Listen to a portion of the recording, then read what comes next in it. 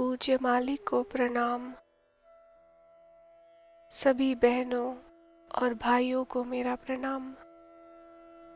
आइए हम the Heartfulness वे हिंदी पुस्तिका के रीडिंग सत्र को आगे बढ़ाते हुए खंड 2 हार्टफुलनेस का अभ्यास अध्याय 3 ध्यान में आगे के चरण में पढ़ते हैं। पिछले भाग में हमने जाना कि हमें ध्यान कब और कहाँ करना चाहिए, ध्यान करने का आसन कैसा होना चाहिए और ध्यान में हमारा मनोभाव कैसा होना चाहिए। हमने जाना कि ध्यान एक तरह का इंतज़ार है, बिना किसी अपेक्षा के अपनी आंखें मूंद कर अपने हृदय पे ध्यान करते हुए हमें अपने स्व से मिलने की इंतज़ार में रहना चाहिए। आइए इस श्रृंखला को आगे बढ़ाते हुए हम रिलैक्सेशन के बारे में और विस्तार से जानते हैं, जो कि द हार्टफुलनेस वे अभ्यास में एक महत्वपूर्ण भूमिका निभाता है। आइए इस क्रम को आगे बढ़ाते हैं।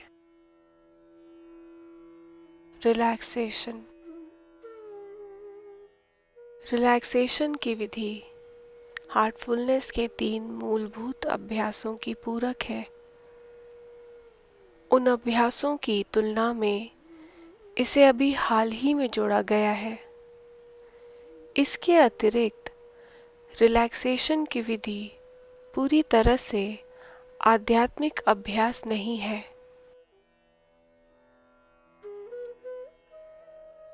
मुझे स्पष्ट रूप से याद है जब रिलैक्सेशन विधि से मेरा परिचय हुआ था। दादी के साथ जब मैं उनके ऑफिस में बैठा था तो वह मेरी ओर मुड़े और बोले, आओ मैं तुम्हें रिलैक्स होना सिखाता हूँ। वो मुझे इस विधि के विभिन्न चरणों से होते हुए ले गए, हर एक के बीच में थोड़ा रुकते हुए, जिससे कि उसका प्रभाव भी जम जाए। जब उन्होंने बोलना बंद किया तो मुझे अपने भीतर इतनी स्थिरता प्राप्त हुई कि मैंने किसी मांसपेशी को जरा हिलाना भी उचित नहीं समझा। आंखें खोलने को भी मेरा मन नहीं किया। मुझे नहीं लगा कि मेरे भीतर कोई विचार भी होगा। मेरे रिलैक्सेशन की हालत असल में इतनी गहरी थी कि ऐसा लग रहा था मानो मैं ध्यान में ही हूँ। अब 1 साल के बाद हमने इस बात पर चर्चा की कि क्यों उन्होंने हार्टफुलनेस अभ्यास में रिलैक्सेशन की विधि को जोड़ा।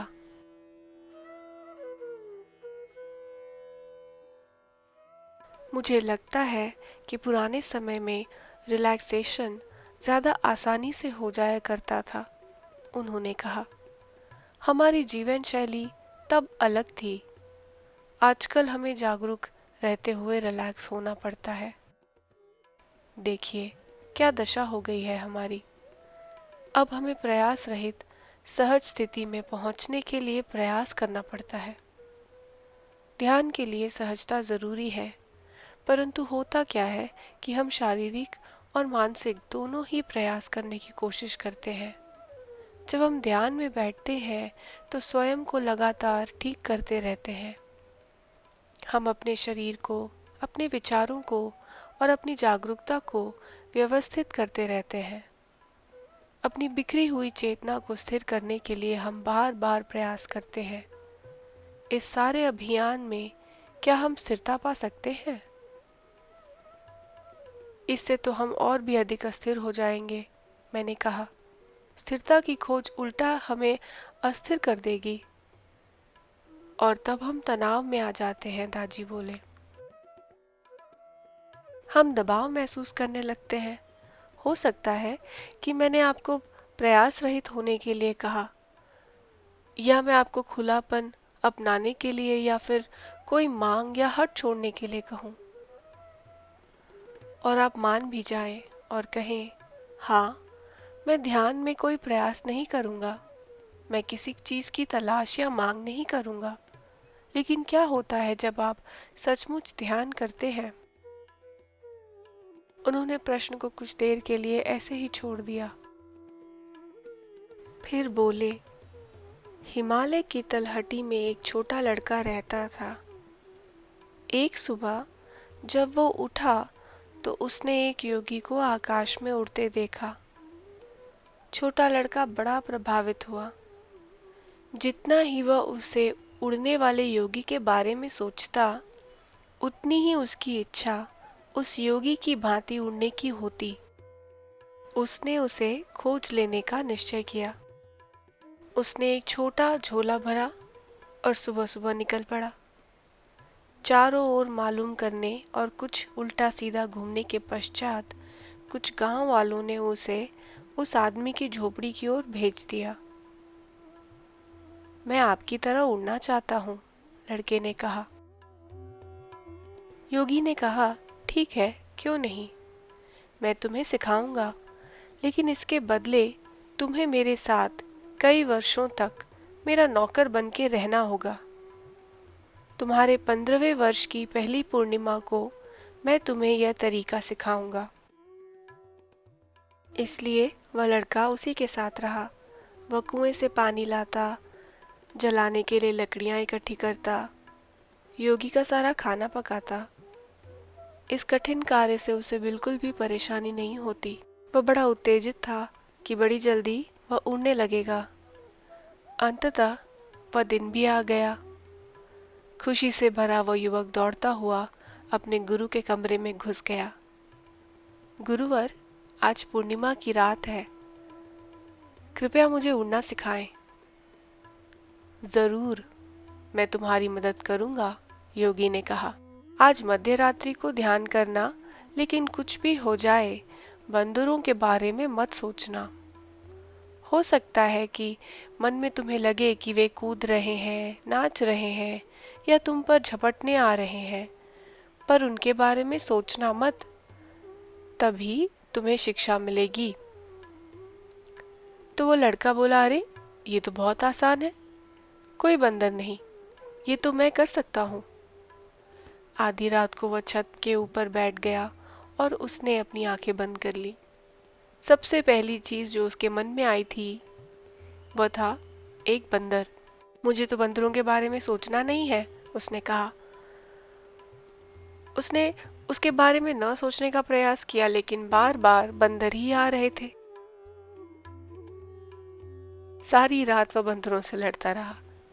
सुबह होने पर वह वापस योगी के पास गया और बोला, यह तरीका तो बेकार है, आपको मुझे बंदरों के बारे में कुछ बताना ही नहीं चाहिए था।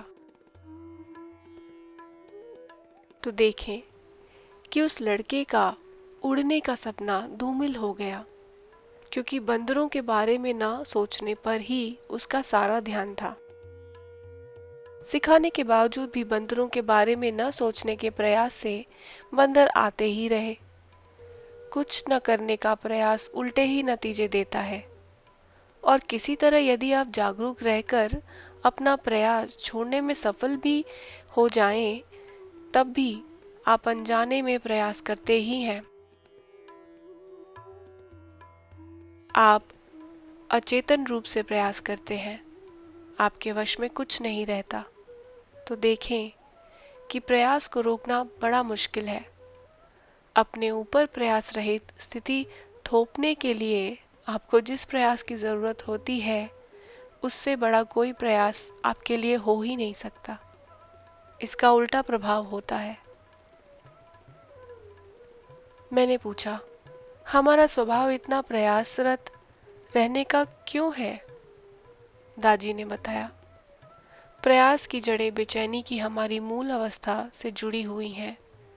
यह आत्मा की मूल अवस्था में लौटकर स्रोत से मिलन की स्वाभाविक जरूरत पर आधारित है।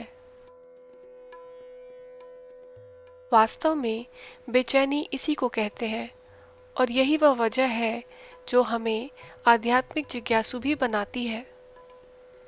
इस सारी बेचैनी में आप कुछ तलाश रहे होते हैं।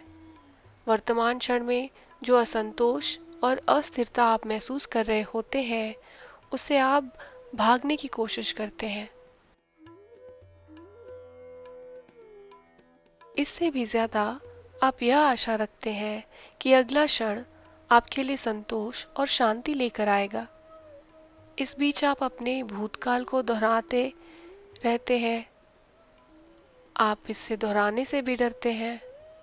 यह भूतकाल जिससे आपको स्थिरता की जगह अस्थिरता की वर्तमान दशा में लाकर रख दिया है। ऐसे में आप वर्तमान की असीमित संभावनाओं से चूक जाते हैं। आप शांति महसूस नहीं कर पाते। आपको कोई प्रेरणा महसूस नहीं होती। तो देखें कि हम अपने प्रयास तभी छोड़ते हैं जब हम संतुष्ट हो जाते हैं, लेकिन संतुष्ट हम तभी होते हैं जब अपने प्रयास हम सदा के लिए छोड़ दें। तो यह एक विरोधाभास है, मैंने कहा। यह Catch-22 है, दाजी बोले। इस नीरस दुनिया में हम कुछ परिणाम प्राप्त करने के लिए प्रयास करने के आदी हैं। वास्तव में बिना प्रयास के कोई परिणाम आता भी नहीं है। एक भूखा आदमी खाने की तलाश तभी छोड़ता है जब वह खाना खा लेता है। भूखा रहकर उसका पेट नहीं भर सकता। लेकिन आध्यात्मिकता में अलग नियम लागू होते हैं। आध्यात्मिकता में भूख को छोड़ देना ही वह एकमात्र क्रिया है जो आपको खाना खिलाती है। वास्तविक स्थिति तभी प्रकट होती है जब हम अपनी खोज, अपने प्रयास और स्वयं सहित हर चीज को छोड़ चुके होते हैं। तब स्व अपने अनुभवातीत सौंदर्य, वास्तविक सौंदर्य में प्रकट होता है। अपनी खोज को छोड़ देने पर आप उस चीज के प्रति खुल जाते हैं जो आप खोज रहे होते हैं, और स्वयं को छोड़ देने पर आप वही बन जाते हैं जो आप खोजते हैं। दाजी रुके। निसंदेह सारे प्रयासों को छोड़ने का यह मतलब नहीं कि आप ध्यान करना छोड़ दें, वह बोले। असल में ध्यान ज्यादा से ज्यादा करें। अपनी खोज छोड़ने के तात्पर्य यह है कि ध्यान के दौरान आप अपनी खोलने की प्रवृत्ति छोड़ दें। अपनी खोज छोड़ने से तात्पर्य यह है कि ध्यान के दौरान आप अपनी खोजने की प्रवृत्ति छोड़ दें। प्रयासरत रहने का आपका दृष्टिकोण त्याग दें। कुछ भी प्राप्त करने के लिए कर्म जरूरी होता है, और कर्मयोग में कर्म ही मूल मंत्र है, मैंने कहा। हाँ, दाजी बोले। इसलिए ध्यान तो हमें करना ही है, अभ्यास हमें करना ही है, कर्म हमें करना ही है, लेकिन हमारे कर्म प्रयास रहित होने चाहिए। उन्हें आसानी से होते रहना चाहिए। सच्चे प्रयास रहित कर्म तभी होते हैं जब हम भीतर से बाहर की ओर रूपांतरित हो गए हों। रिलैक्सेशन का तरीका इसे अकेले प्राप्त नहीं कर सकता। फिर भी वह मानसिक स्थिरता जो इससे उत्पन्न होती है, हमें उस दिव्य स्फुरण के प्रति कहीं अधिक ग्रहणशील बना देती है जो वास्तव में हमारे रूपांतरण के लिए जिम्मेदार है। जब हम तनाव और चिंताओं से भरे होते हैं तो यह उच्च सहायता जो प्राणाहुति के माध्यम से आती है, हमसे टकराकर वापस जाने लगती है। लेकिन रिलैक्स होकर हम ज्यादा लाभ बटोर सकते हैं। हम प्राणाहुति की उन सूक्ष्म फुहारों के सामने खुल जाते हैं जो ध्यान में मग्न हमारे हृदय को ठंडक पहुंचाती है। रिलैक्सेशन विधि क्रमिक सुझावों की एक श्रृंखला है जो हमें रिलैक्स होने में मदद करती है। सबसे अच्छा तो तब होगा जब इसे ध्यान से ठीक पहले किया जाए, लेकिन हम इसे कभी भी जब भी ज़रूरत महसूस हो कर सकते हैं।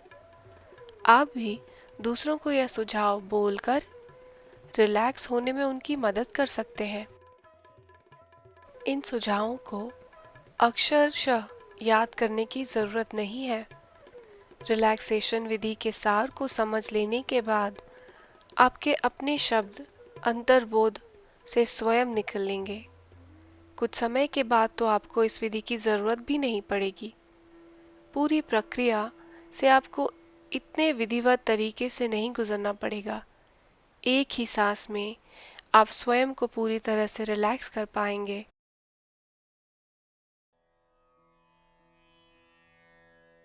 आइए अब हम रिलैक्सेशन की विधि को अभ्यास करते हैं। अपनी आंखें अत्यंत कोमलता से और हल्के से बंद कर लें। आइए पैरों की उंगलियों से आरंभ करते हैं। पैरों की उंगलियों को थोड़ा हिलाएं और महसूस करें कि वे शिथिल हो रही हैं।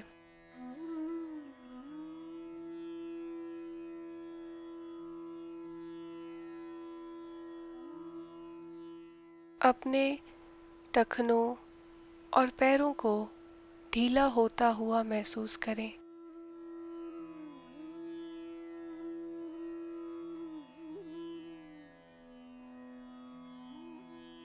महसूस करें कि धरती माता से ऊर्जा निकलकर पैरों के तलों में प्रवेश कर रही है।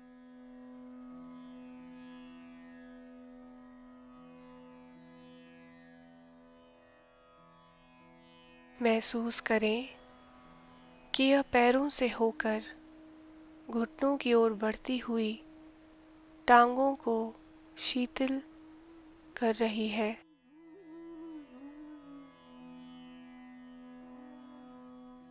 अपनी जांघों को शिथिल करें। ऊर्जा ऊपर की ओर बढ़ती हुई टांगों को शिथिल कर रही है।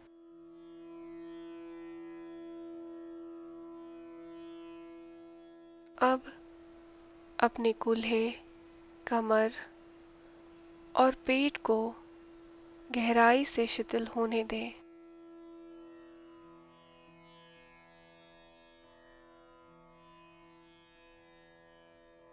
अपनी पीठ को रिलैक्स करें।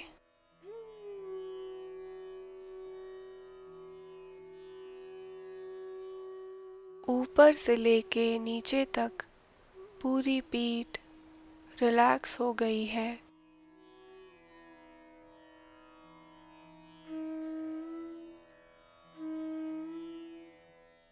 अपनी छाती और कंधों को शिथिल करें।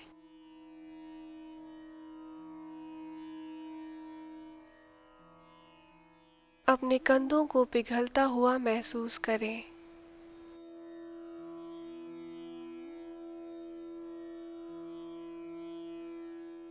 अपनी बाहों के ऊपरी भाग को ढीला छोड़ दें।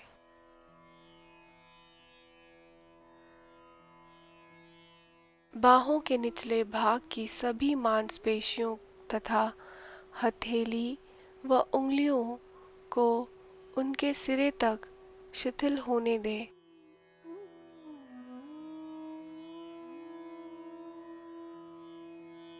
अपनी गर्दन की मांसपेशियों को शिथिल करें।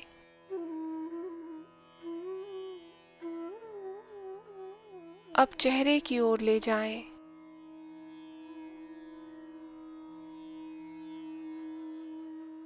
जबड़े, मुंह, नाक, आँख व पलकें, कान, चेहरे की मांसपेशियां, माथा और उससे आगे सिर की चोटी तक सब शिथिल होने दें।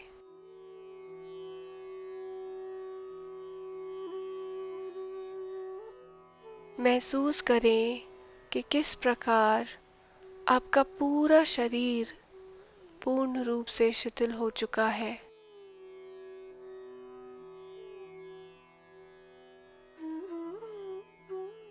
सिर की चोटी से लेकर पैरों की उंगलियों तक मुआयना करें कि किसी भाग को आपके ध्यान की जरूरत तो नहीं है।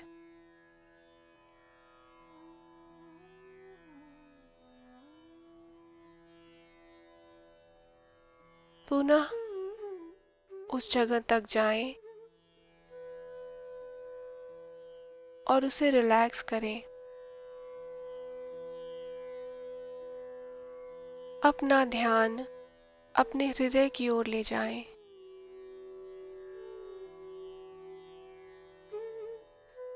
कुछ देर वहीं रहें।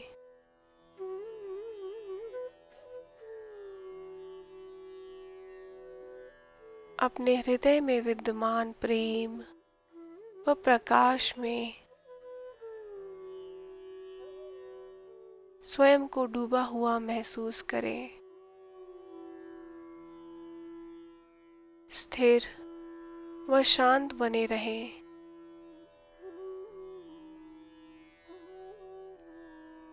और धीरे धीरे स्वयं में डूब जाएं।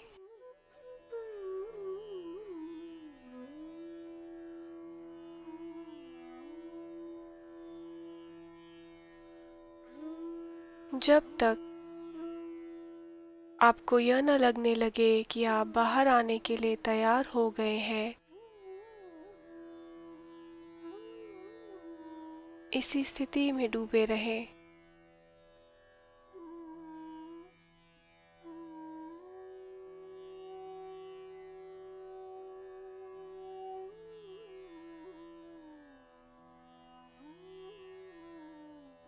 हम यहीं विराम लगाते हैं। आगे के चरण में हम जानेंगे कि हमें ध्यान कैसे करना है और ध्यान की विधि को समझेंगे। पूज्य मालिक से प्रेरणा लेते हुए हम अपने अभ्यास को प्रतिदिन निरंतर करें और वो बने जैसा वो हमें बनाना चाहते हैं। इसी उद्देश्य के साथ हम फिर से कनेक्ट करेंगे अगले भाग में।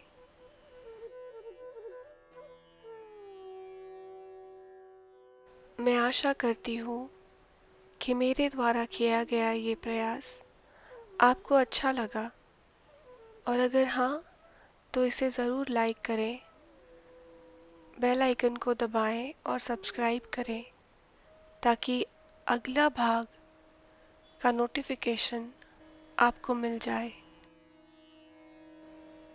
आपका मेरे साथ जुड़ने के लिए बहुत बहुत धन्यवाद। प्रणाम।